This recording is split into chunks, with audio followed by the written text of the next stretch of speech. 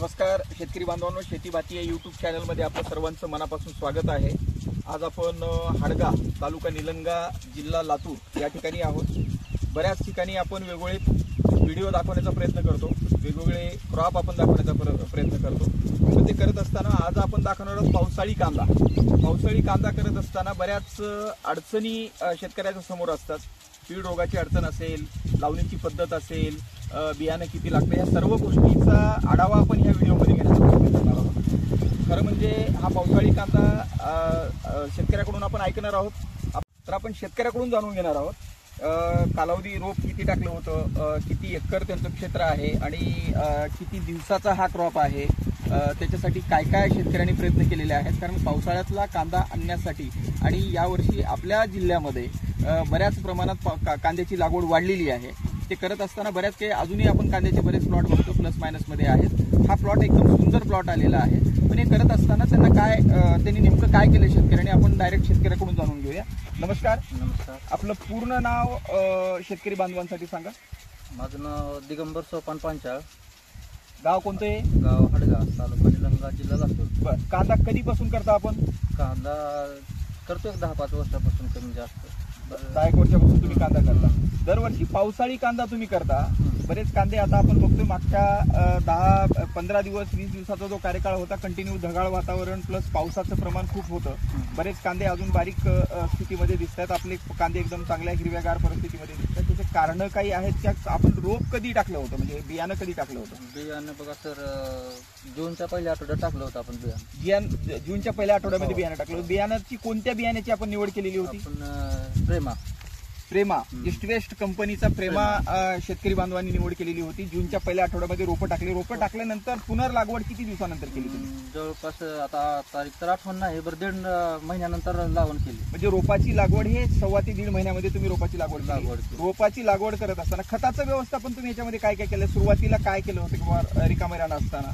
उन्हाळ्यात मे मध्ये ह्याला 4 पोते सुपर टाकून दिलं, powder single super phosphate powder foam मधलं मित्रांनो त्यांनी शेतकरी बांधवांनी आपलं अगोदर जमिनीवर विखरलेलं आहे। विखरून त्याच्यानंतर मग कसं सरी कुठल्या पद्धती, आता इथं आपण बघू शकता की मध्ये अंतर सोडलेलं आहे। त्याच्यामध्ये हे 4 फुटाचं अंतर मध्ये सोडलेलं आहे। 4 फुटाचं अंतर पावसामुळे कदाचित ही सरी थोडीशी म्हणजे लहान पडलेली असावी, पण 4 फुटाच्या अंतरामध्ये आपण हा कांदा बघू शकता।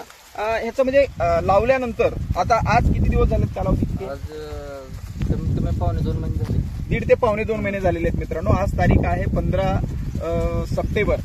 तर 1.5 महिन्याचा कांदा आपण बघू शकता। पातीची हे सुद्धा जे आहे ते चांगल्या प्रमाणामध्ये वाढ झालेली आहे, पात हिरवी आहे आणि कांद्याची साईज सुद्धा फुगण्याच्या म्हणजे ह्याच्यामध्ये आहे।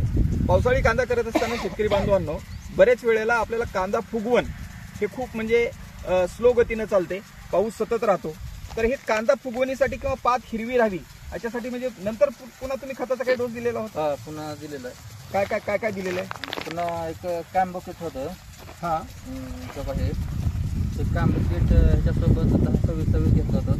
10-26 कॉम्बो किट।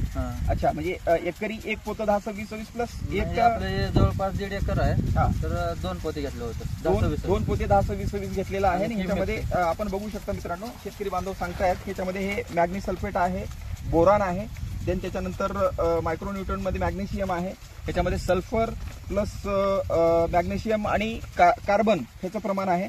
हे कॅप्टन प्लस मिक्स मायक्रोन्यूट्रंट आहेत आणि झिंकचं प्रमाण जे आहे मित्रांनो 12% झिंकचं प्रमाण आहे, प्लस फेरस आहे।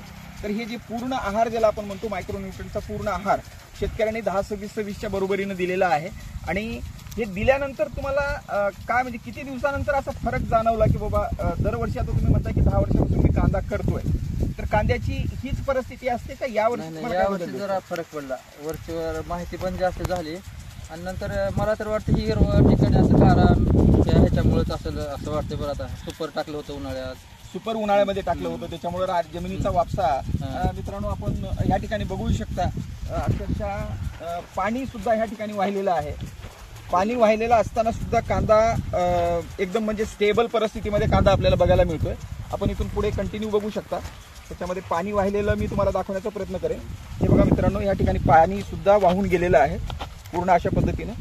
तरी सुद्धा कांदा एक चांगल्या परिस्थितीमध्ये आणि चांगल्या स्टेबल परिस्थितीमध्ये कांदा आहे।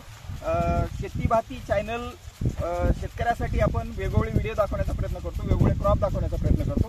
तर मित्रांनो, जर हा व्हिडिओ जर आवडला तर आपल्या शेतकरी बांधवांसाठी कुणासाठी तरी कामाला येईल, जरूर शेअर करा, लाईक करा आणि शेतकऱ्यांसाठी आपण सर्वजण मिळून शेतकऱ्यांना एकदा धन्यवाद देऊ.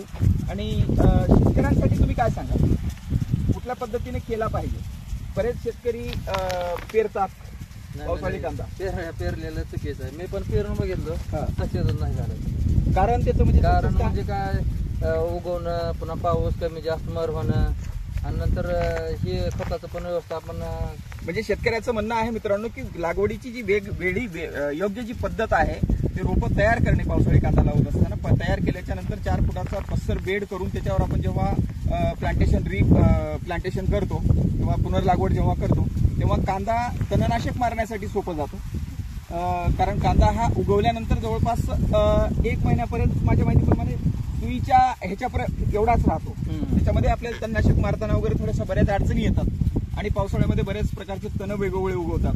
तर जी पद्धत ह्या शेतकऱ्याने अवलंबली आहे ती एक योग्य प्रमाणात म्हणजे हे केलेलं आहे आणि रोपाची संख्या जी आहे ती व्यवस्थित बसलेली आहे.